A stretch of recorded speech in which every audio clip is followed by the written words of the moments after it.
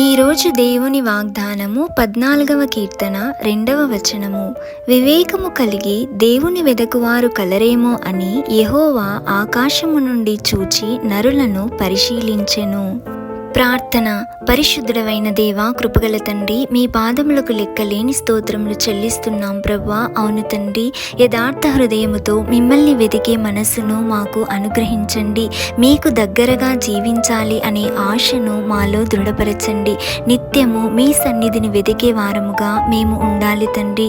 దేవుని వెతకువారు కలరేమో అని మీరు పరిశీలించినప్పుడు మీ దృష్టికి మేమందరము కూడా యోగ్యులుగా, రక్షణ పొందిన వారముగా, మీ సన్నిధిని ఆశతో వెతికే వారముగా ఉండే కృపను మాకు అనుగ్రహించండి.